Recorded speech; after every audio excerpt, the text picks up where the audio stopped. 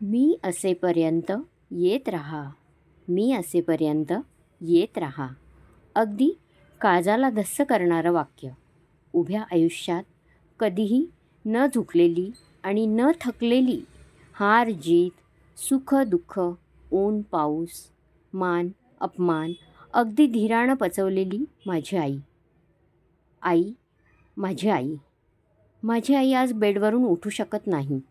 बेडवर मुली करतात सर्व, पण त्याला नाईलाजाची किनार की प्रेम हे माहीत नाही. शेवटी सासरी गेलेल्या लेकी त्यांच्या जगात व्यस्त आहेत.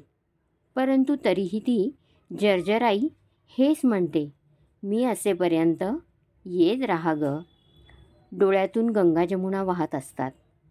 अगदी जन्म झाल्यापासून मोठे होईपर्यंत अपार प्रेम करणारी आई, शालेय जीवनापासून तर संपूर्ण शिक्षण होईपर्यंत स्वतः झळ सोसून जीवाचं रान करणारी माझी आई. परीक्षेच्या दिवशी डोक्यावरून हात फिरवणारी माझी आई. बाहेरची घोंगावणारी वादळं थोपवून उभी राहणारी माझी शांत आई मला नेहमीच आनंदात दिसली. शिक्षणानंतर मिळालेल्या नोकरीचा आनंद माझ्या शांताईलाच असतो. संपूर्ण जगाला आपल्या मुलींचं कौतुक सांगतच राहते. अभिमानाने मिरवते ती माझी आई. आप्पा रागवले की नेहमीच पाठ राखीन माझी शांत आई. मुलींच्या सासरी त्यांना कुठल्याही प्रकारचा त्रास होऊ नये यासाठी नेहमीच ती जपणारी, मानसन्मान ठेवणारी माझी आई.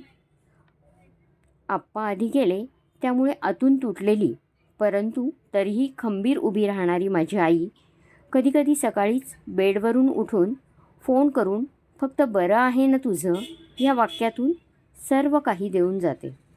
तिचं केवळ असणं खूप काही देऊन जातं. माहेरच्या हक्काचा शेवटचा दुवा असते आई.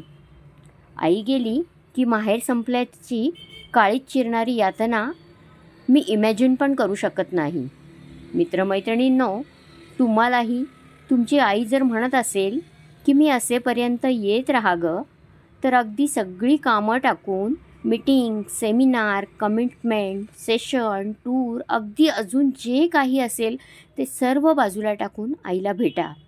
सुरकुतलेल्या हातावरून परतीच्या चाहुलीने सैरभैर झालेल्या आईला धीर द्या.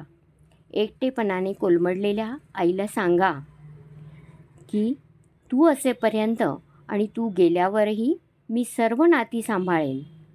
तुम्हाला तिच्या डोळ्यात भरून पावल्याचं समाधान हे नक्कीच मिळेल.